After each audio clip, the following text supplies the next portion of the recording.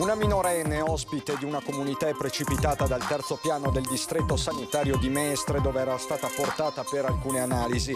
È ricoverata in gravi condizioni. Tragedia a Padova, un camion della nettezza urbana condotto da un veneziano travolto in retromarcia, un 82enne, la donna è morta poco dopo il suo arrivo in ospedale.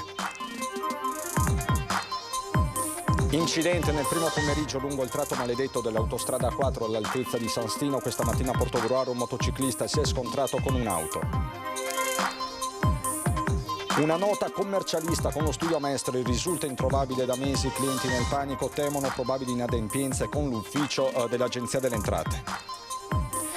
In arrivo rinforzi estivi alle forze dell'ordine per i comuni della Costa Veneta. La notizia è arrivata questa mattina nel corso del Comitato per l'Ordine e la Sicurezza che si è svolto in prefettura. Che il Mose diventi patrimonio dell'umanità è l'auspicio di Fondazione Venezia Capitale Mondiale della Sostenibilità nel giorno di inaugurazione della Biennale della Sostenibilità all'Arsenale. Sono 1200 i veneziani che stanno ancora aspettando i risarcimenti promessi dallo Stato per i danni subiti dall'alta marea eccezionale del novembre 2019.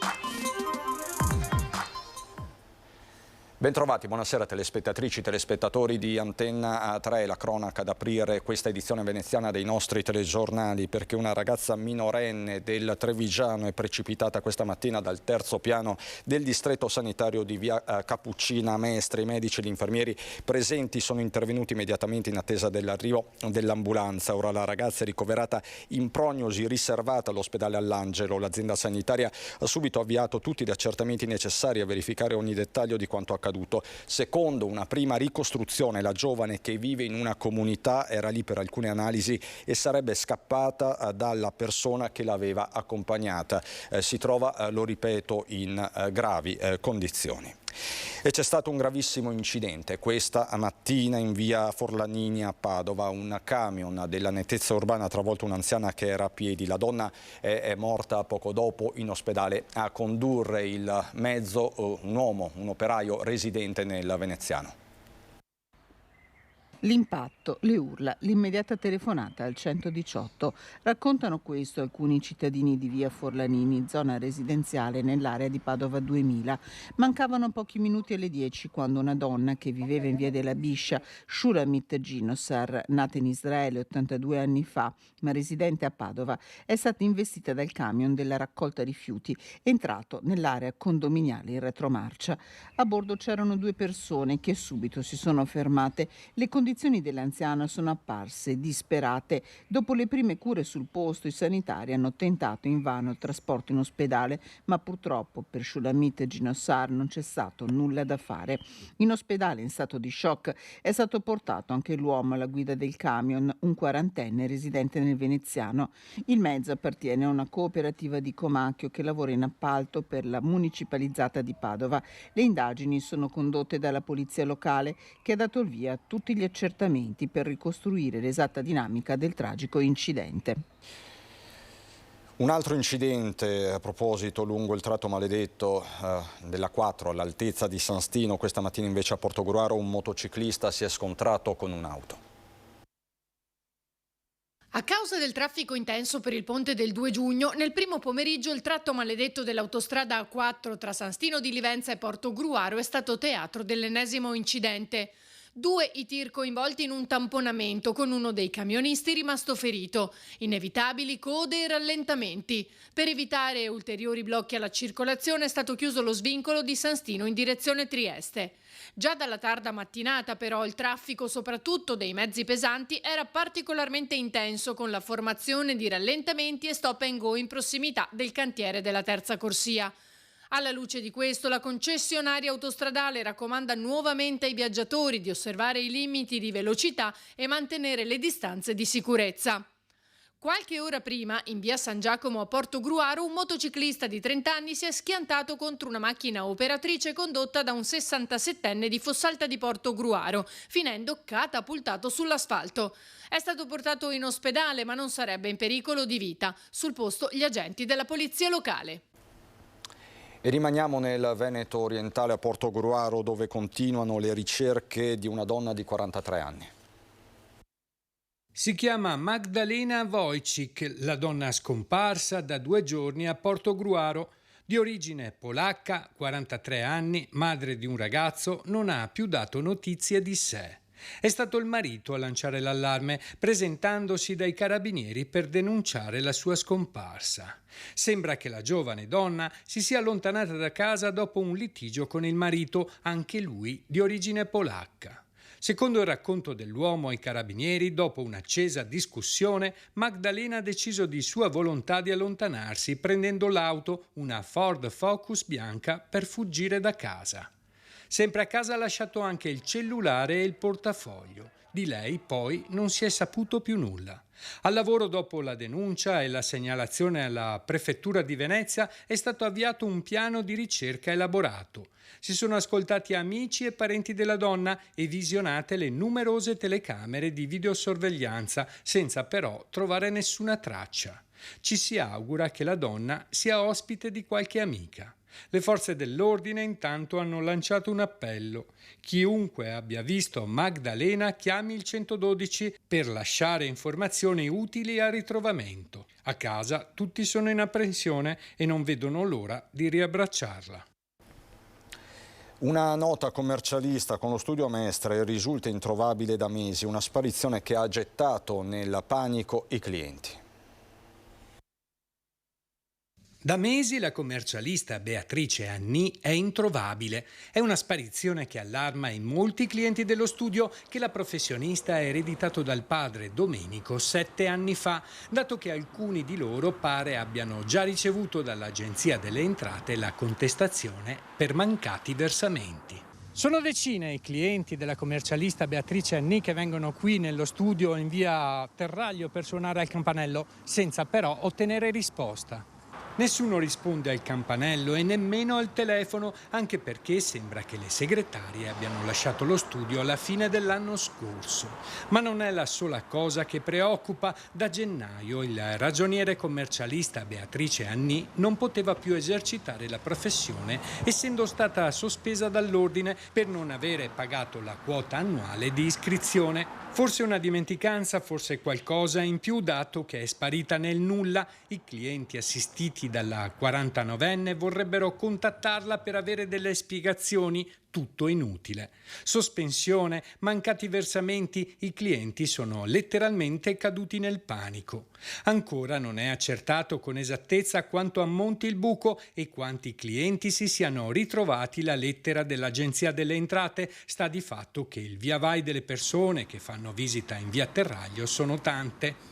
Di lei si sta occupando anche il Consiglio di disciplina dell'Ordine dei commercialisti. L'Adico, nel frattempo, consiglia ai clienti di rivolgersi al più presto ad un professionista per quantificare e recuperare le somme elargite. Attenzione che le scadenze, anche se le somme sono state versate al commercialista, nel caso che non siano state versate all'erario, vanno pagate.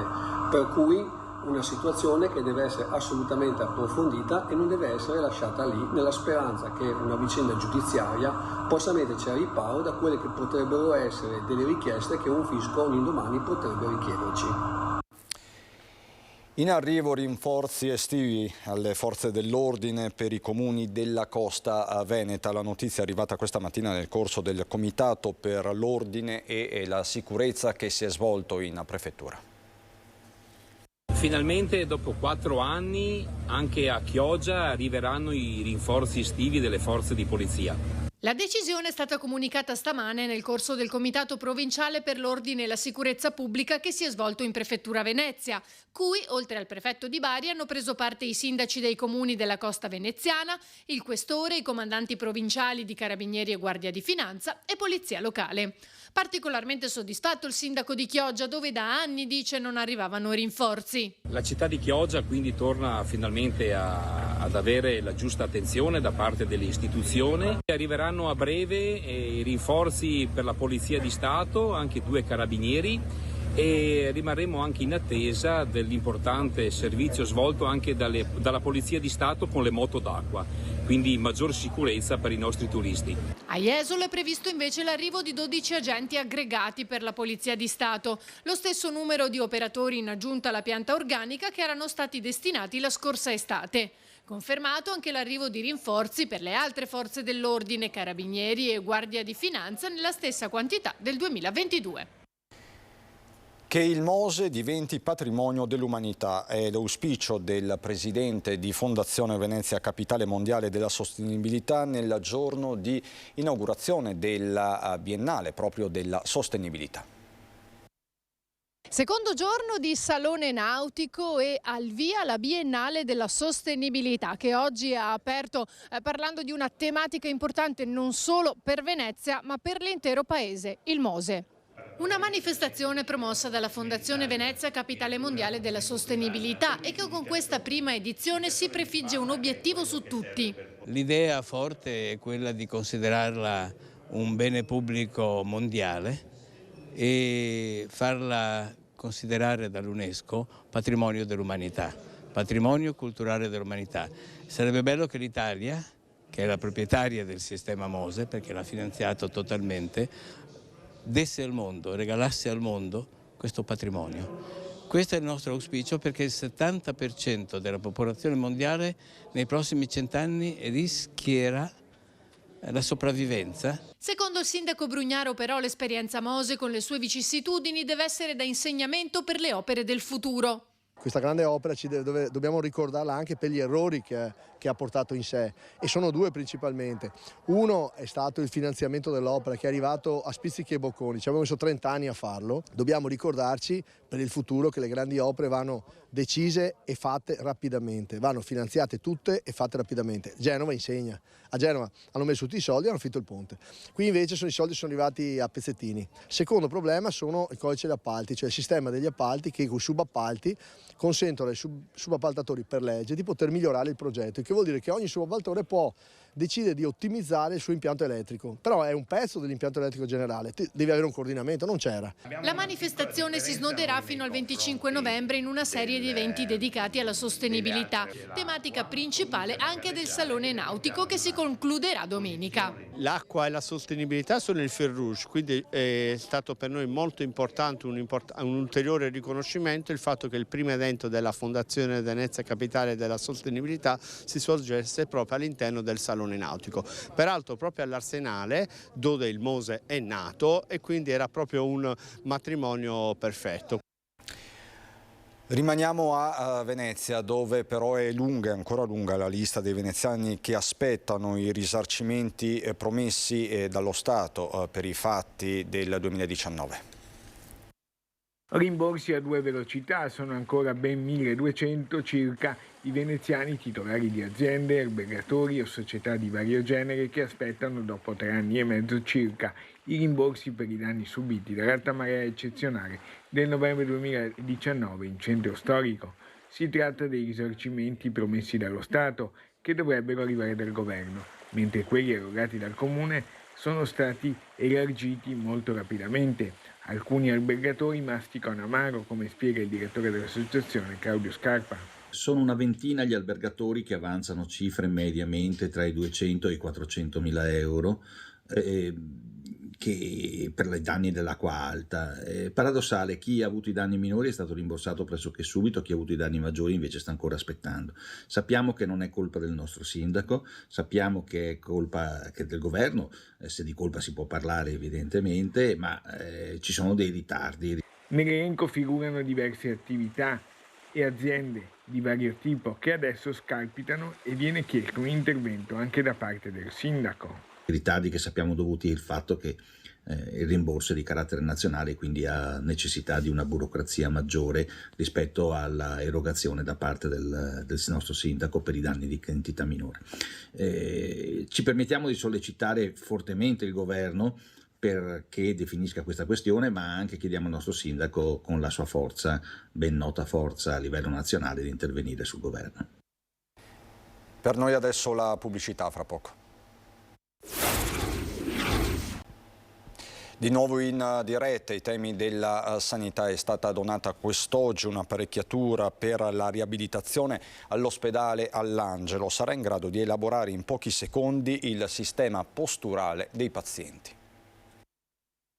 È possibile tramite un'analisi del passo in 30 secondi di avere tutti i cicli del passo per anca, ginocchio, tronco, forze applicate al terreno, tempi di contatto, lunghezza del passo, carico. Walker View sembra un banale tapis roulant, in realtà è un sistema cardioposturale di analisi del cammino e della corsa, un'apparecchiatura altamente tecnologica, la prima in provincia di Venezia, dotata di un nastro sensorizzato e di una telecamera 3D in grado di digitalizzare l'immagine del paziente per ricostruire ogni suo singolo movimento senza la necessità di applicare alcun dispositivo sul corpo. Questo sistema all'avanguardia è ora a disposizione dell'ASL 3 Serenissima presso il reparto di medicina fisica e riabilitativa dell'ospedale All'Angelo. Possiamo dare un servizio nuovo, importante e direi soprattutto all'avanguardia a tutte quelle persone che hanno bisogno di riabilitazione oppure di valutazioni fisiatriche al fine di impostare interventi di supporto, di sostegno ai loro problemi. Un'ampia gamma di pazienti potranno usufruire di questo prezioso dispositivo che in pochi secondi riesce a elaborare dati fondamentali pre e post intervento chirurgico e per capire che trattamento eseguire. Poi dopo con lo stesso tipo di dispositivo possiamo, con l'intervento del fisioterapista preparato, e ne abbiamo tanti per fortuna, riusciamo a correggere e a dare un feedback diretto per il paziente per cercare di correggere gli eventuali errori che fa durante il cammino. Il nuovo dispositivo del costo di 80.000 euro è una donazione di Veneta Sanitaria Finanza di Progetto, ente concessionario che gestisce alcuni servizi dell'ospedale All'Angelo. La dimostrazione che un rapporto fra pubblico e privato è un rapporto sano e che può creare degli ambiti di maggior qualità soprattutto per l'utenza. Domani il Palio delle antiche repubbliche marinare entra nel vivo con la sfida in acqua degli equipaggi femminili. Il Palio delle antiche repubbliche marinare a Venezia, con la sfida in acqua tra Pisa, Genova, Amalfi e Venezia, sarà aperto domani pomeriggio dalle regate femminili sui galeoni. Partenza alle 18:45 all'altezza dell'isola di San Michele, arrivo dopo 1000 metri di gara davanti alla porta dell'Arsenale. Ci si giocherà la vittoria in circa 5 minuti di regata. L'allenatore della squadra femminile veneziana Sergio Barichello è fiducioso. Siamo alla terza edizione della gara femminile sui galeoni, una novità dove ci è voluto tempo, abbiamo fatto una battaglia per arrivare qua grazie al nostro assessore Giovanni Giusto e all'impegno delle nostre ragazze, dove la prima edizione erano fatta da sole al femminile contro 3 equipaggi misti, la seconda edizione si è associata anche Genova al femminile e finalmente a Venezia abbiamo 3 equipaggi, Pisa, Venezia e Genova. Amalfi viene ancora con il misto.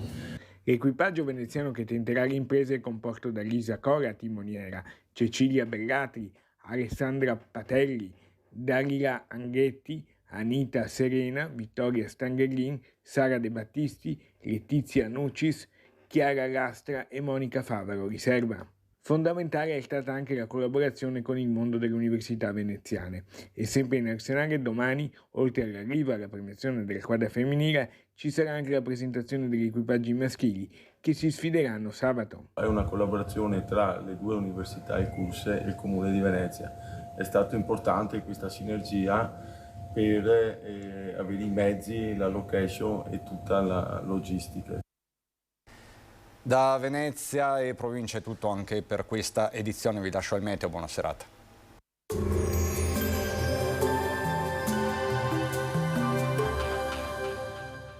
Cooperativa Agricola Volpago offre carne d'eccellenza. Ci trovi a Volpago del Montello, Pieve del Grappa, Tre Baseleghe e presso lo spaccio del contadino a Dolo e Massanzago.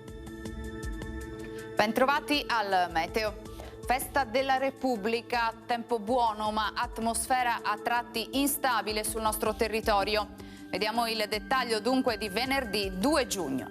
Sul Veneto sarà soleggiato ovunque. Nella seconda metà di giornata nuvolosità in aumento. Assisteremo nelle ore più calde allo sviluppo di locali rovesci o temporali, specialmente in prossimità dei rilievi. Temperature stazionarie minime tra 15 e 20 gradi, massime tra i 26 e i 29 all'incirca. Spostiamoci ora sul Friuli Venezia Giulia, anche qui tanto sole inizialmente, maggiore nuvolosità sulle Alpi e sulle Prealpi, dove già dalla tarda mattinata saranno probabili rovesci o temporali a carattere sparso. Temperature minime sui 17-18 gradi, massime intorno ai 26-28 gradi. Infine diamo uno sguardo al Trentino Alto Adige, dove avremo condizioni non del tutto stabili, come ci mostra la grafica. Sole al mattino, a seguire fenomeni temporaleschi.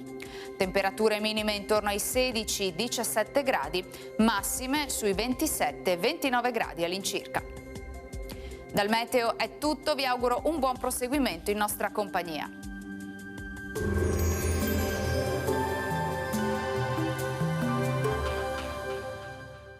Cooperativa Agricola Volpago offre carne d'eccellenza. Ci trovi a Volpago del Montello, Pieve del Grappa, Tre Baseleghe e presso lo spaccio del contadino a Dolo e Massanzago.